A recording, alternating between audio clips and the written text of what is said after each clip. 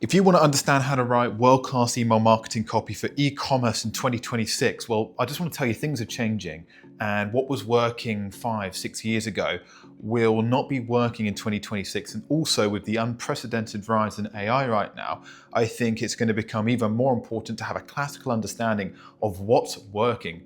And the fact is, and the reality is, it's not that complicated. It's not that hard, but they're fundamental principles that if you understand, you'll be able to discern from good and bad. And I'm also going to give you some of the top tips that will instantly allow you to go and see why the brands, the best brands, the fast growing brands are actually having those emails that make you want to copy them. It's not rocket science. They're doing certain things and they're following certain copywriting principles that have been used for, stood the test of time right now. And I think a lot of us forget them. People are speed running copy with AI right now. So I'm going to give some principles to you to empower you to understand what good email marketing copy looks like in e-commerce, so you can really start to create those emails that resonate with your customer and actually end up getting way more engagement over time, way more clicks over time. And I'm going to talk about the role that plays within the funnel as well, and why that ultimately is going to lead to way more revenue. So how to write email marketing copy in 2026. Rule number 1 is use the word you more often. In as many sentences as possible, in fact, try to use the word you.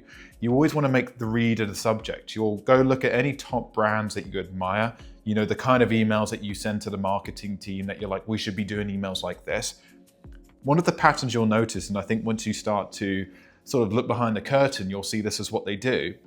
They write in the third person. Now, the way in which they do that, the tone of voice and the style really depends on the customer. If you're a LA athleisure brand, you're going to write in LA girl slang for 18 to 45-year-olds. You're going to speak that way. So the tone of voice really depends on your audience, but being and writing in the third person is just way more effective. And you'll realize if you're doing this or not. Because the reality, no one gives an SH1T about what you have to say. People care about themselves. And that's okay, we all do. We're all on some level the center of our own universe. So when you start to write and use the word you and write in the third person and make the reader the subject of the email, it just creates that emotional resonance. So this is an email of ours for a really nice bamboo sock brand. And what you'll notice here is Blue Monday doesn't need to affect your mood. Once you slip into a pair of ultra soft bamboo socks, you'll notice the difference. Instead of saying, this is who we are, this is our bamboo socks, and just being like a corny infomercial every time. So today, opt for softness, vibrance, and color, and smarter choices. I mean, so minimal copy there, which is going to be another point. I'm going to tie that, and all of the emails I'm showing here are either emails I've created, or these are emails that I admire and are articulating and sort of personifying the principles I'm speaking to right here. Dr. Squatch as well. Straight in the header, your scent shortcut starts here. Musky, fresh, or somewhere in between. A quick guide to help you find your signature clean scent, right?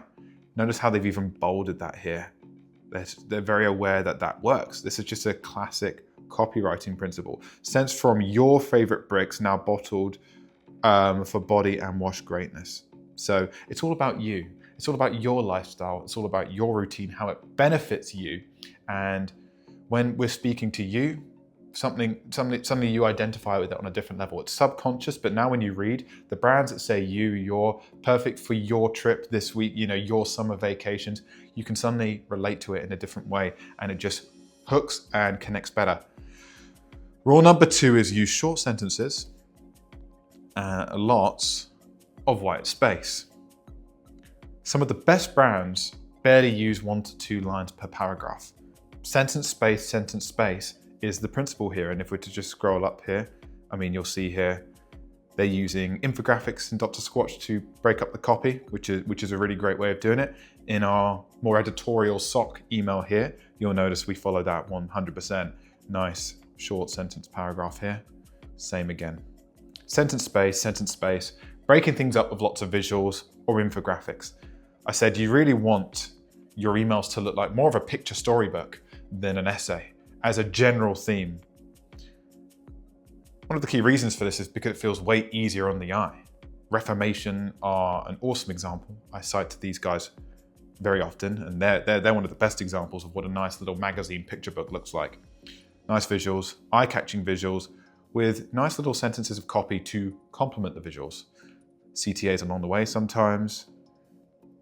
Write in the third person, stuff you were PS, stuff you were staring at is still here. Stuff you were staring at is still here. So they write in the third person, but also they understand their tone of voice. And their tone of voice, for example, is like a girly best friend, like they're a cool girly best friend. So they're clear on the tone of voice, but they still write in the third person. So the principle of the third person is transcendent across all of the good brands. It's consistent across all of the good brands. The variable is the tone of voice. So as long as you understand what the consistencies are and what the variables are, you can then really start to dial in what your email copy should be consistently and not deviate from that, and not just put into your email whatever ChatGPT spits out. We don't want to be email factories here. We want to have curated brand experiences with a keen understanding of consumer psychology and marketing. And over time, this is when people just love subscribing to your emails. You can scale your list by 50 to 100,000 people a year, and your unsubscribe rate still stays relatively low because you're sending good content. And one of the reasons this works so well is our brain is lazy. We're wired for efficiency. That's why we innovate things. It's also why when you've become accustomed to a certain way of doing things, let's say you've become accustomed to a new tool in your life that allows you to save time. We become very accustomed to that, and it becomes very painful to then go back. We acclimatize to efficiency quite quickly because our brain has literally evolved to, for these reasons.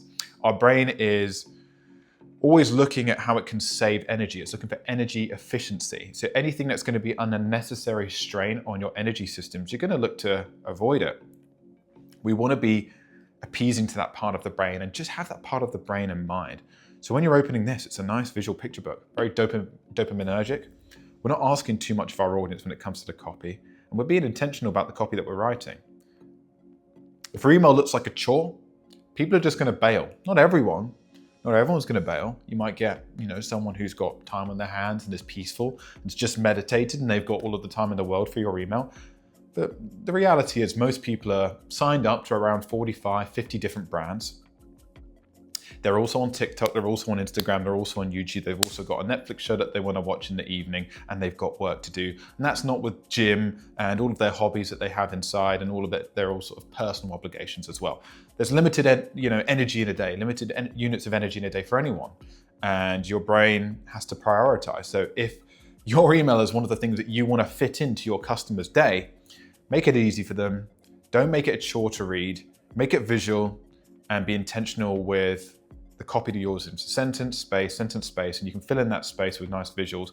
And also, an additional detail here is you speak to any world-class designer, they'll tell you that if the copywriter or the marketer is bombarding with too many characters of copy, it really just limits what can be done visually and creatively as well. So you also make life way easier for your designer. This is a brand Satisfying. They do a really nice job here. Nice hierarchy on the type here as well. That's not necessarily copywriting, but it works really nicely. I would say this is probably the most you want to go on the copy, but also what you can at least see, a reader pretty much with one scroll can go, okay, that's the only copy I have to digest. Otherwise, it's nice visuals and products and grids, clear CTAs. Really, really nice. These are principles. If you start to go and look at some of the best brands, this is what they do. Rule number 3 is benefits versus features. Now, if you've done any classical education or studying on copywriting, you've probably heard this one before, but the question is, are you doing it consistently? And if you're not auditing your ChatGPT content, it might not always be doing this. I love Rhodes emails. They really balance a nice blend of sensorial imagery, picture book email styles, nice third-party writing, sensorial content. They're just brilliant for so many different reasons. Benefits versus features though, I mean, even the way they name their products, Chilly Little Flush or like Header, I think they always name their products almost around benefits, for example, like Rosy Gloss and things of that nature. But warm up your cheeks with Pocket Blush, a touch of creamy long wearing color that mimics the flush you get after stepping in from the cold. It's all benefit driven. They could just talk about what it's made out of, let's say this blusher, and how it's creamy and why it's creamy and the texture of things. But really, they touch on the feature a little bit, but it's long wearing color. That's the benefit. So it lasts a long time. It mimics the flush that you get after stepping in from the cold. It's really visual as well. That's really visual, and it's understanding the audience and understanding how girls like that nice flush look to their cheeks and how it's cute and things of that nature. And then you'll also notice they follow the principle of sentence, space, sentence, space. And it doesn't mean you can't start to level up what you do with those spaces. Here they've got visuals, but they're doing little grids as well, and little overlays. These are all more advanced things that you can start to do. But when you're not bombarding yourself with how to make the most and organize tons and tons of characters of copy, then you suddenly have the bandwidth to start to do these cool little things as well. Makes it way more engaging. And if you're struggling with this, there's an exercise called the So You Can exercise. Really, really easy. What you want to do is whatever product you're marketing, you want to then go, you want to do the exercise where you go, this product has this feature, so this product has X feature, so you can, and you want to do this 5 to 10 times. So for this product, it might be, so you can mimic the flush you get after stepping in from the cold. So you can have rosy cheeks all day long. So you can have that cute glow without having to reapply. These are all benefits. Let me see if there's any other ones there. For an everyday winter look with skincare benefits. So it's not only making you look the way you want to look, it's actually benefiting your skin as well. So tying things to benefits. Each each hybrid formula features nourishing ingredients like peptides, tamarind oil, and shea butter. Great, these are features. It doesn't mean you don't want to put them there, but you want to pepper in features and tie them to benefits for baby soft cheeks and hydrated lips. Super, super cool. Rule number 4 is one choice. Give people one choice, and this is something I see oftentimes when I'm auditing brands. Especially within a welcome flow, you give 101 directions. The thing I just want to steer you with right now is just navigating people down a straight line, having a goal for the email, and then guiding the customer towards that goal. Alpha Elite here do a really simple email, and I wanted to choose a really simple email here just to articulate this. The goal of the email is to tell people about the restock. And then we share what those restocked items are, and then we've got CTAs. Doesn't mean you can't have multiple CTAs. The goal of the email might be bestsellers, for example. So you have them multiple bestseller CTAs, but you're not doing bestsellers and then you're gonna go do an autumn edit and also tell people about an event that you've done all in one email. That's 3 different emails. Don't try and combine too many into one. You don't want to welcome people to your brand like people do in the welcome flow, give them a discount, then guide them to your social media as well. That's bad for so many reasons. Firstly, you're taking them away from the funnel, which is not what you want to be doing. You want to understand the role email's going to play in the flywheel of your brand, and I'm going to teach you about that in a second. You just want to give people a binary yes or no answer. So really ask yourself, is there a binary yes or no? Am I interested in the restock and checking out some of these lineup products? Yes or no? Once you start to get clear on this, you're going to have more intention and more clarity around it, and you're going to be able to sell the click way better.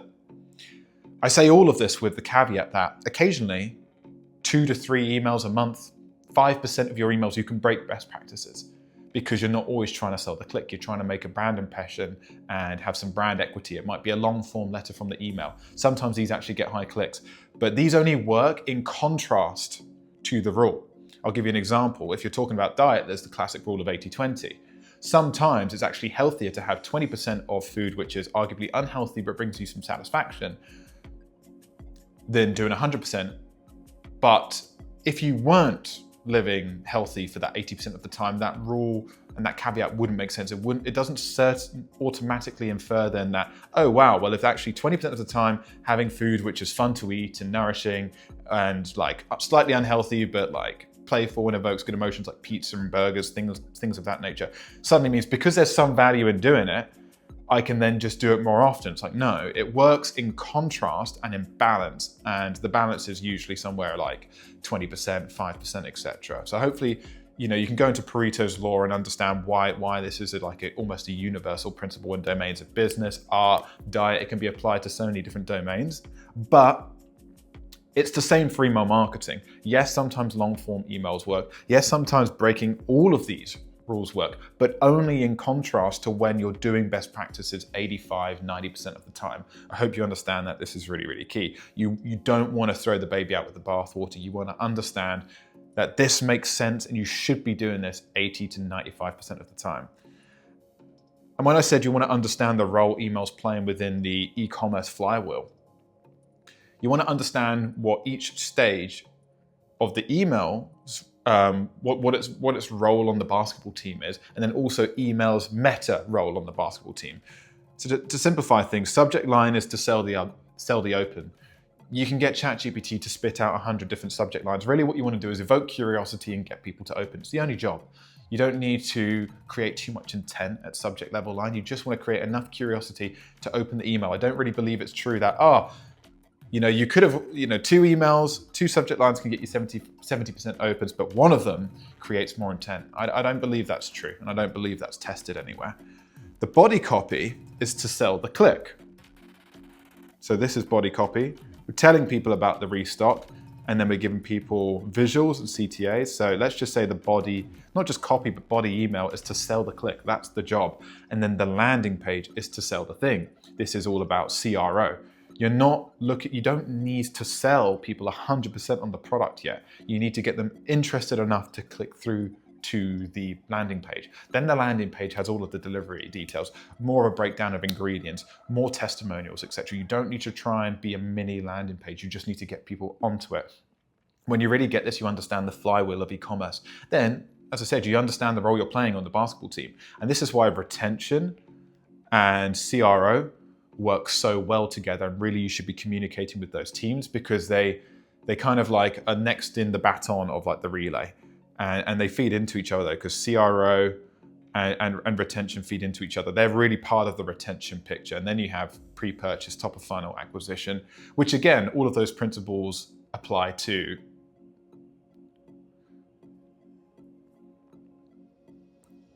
This is an email that we did ourselves that I particularly love. And again, you can start to see here. One theme, the art of full colors, it's full socks. We're having sentence, some of these are a little bit longer. Sentence, break. But look, we're not trying to sell people on the socks too much here. We're just trying to entice them in. We're trying to coax them in. We're trying to lure them in to the product pages. We don't need to tell people all about how these are made, how the threads are made, why they're more comfortable, why they're more long lasting. We're just trying to visually engage people in an on-brand way and get them to click onto the website. A really beautiful email here. 1 CTA, automate it. Shop now, shop now, shop now, shop now, shop now. Automate it. These would all take you to the same landing page with all of the automated socks. So, rule number 5, one of the last rules, have a reason for a sale.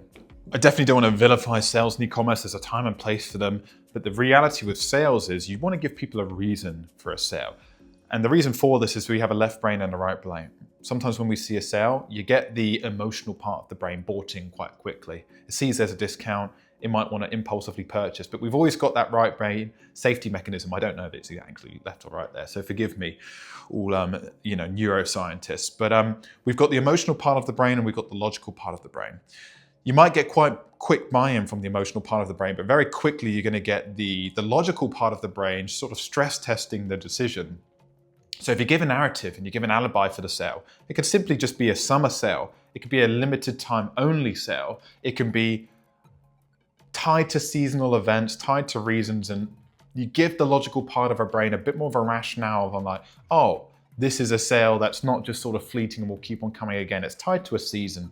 It's going to be limited. So I might as well get it now because I was probably going to get it anyway. And I really do like it. And if we're out, the summer sale is only limited, I better get it now. And also I've got summer vacations coming up. So give people a reason for a sale. And this is something I got from my sister that articulates this principle brilliantly, and this sort of battle between the logical part and the intellectual part, and like the reason to bring them all together.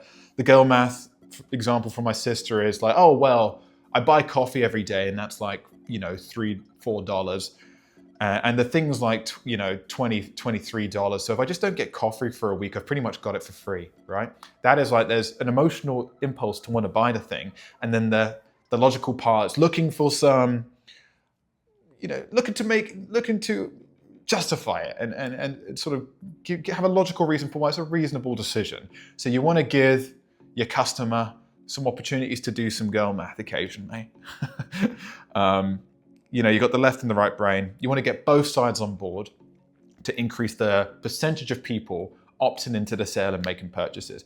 Doesn't mean some people are just going to purchase anyway and they're just driven by emotions, but they're going to be, if you want to have a higher percentage of people, and especially with volume, like most of the brands we're working with, we're talking thousands, tens, if not hundreds of thousands of people. It's a big sample size. So yes, you get percentages of people by not following these best practices, pretty much any of these best practices, by the way. But if you want to increase email performance and engagement and clicks with scale and have a high percentage of people, the highest percentage of people possible engaging, you want to then appeal to all types of people and really lean into evergreen, timeless psychology and copywriting principles. So hopefully these lessons were helpful and will really help you make a massive leap in your email marketing copy. And I guarantee when you start to implement them, you'll naturally start to have more of a finesse and more of a vibe, essentially, with your emails. But you will also start to see, when you work these principles into flows and campaigns, more engagement over time and a steady increase in email engagement and performance,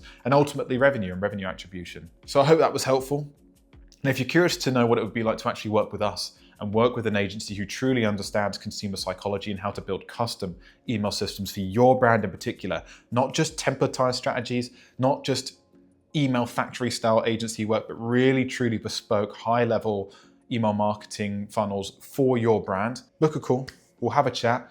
I'll ask you a bit about your business and I'll tell you a bit about how we work. And if we both feel like there's a vibe there, we can give you a fully free audit, some free email creative, and a plan for what it would look like to work with us and how we could get your email revenue to around 30 to 50% within 60 or 90 days working together. So if that's something you're open to, I'll leave a link in the bio. And otherwise, I'll see you on the next video.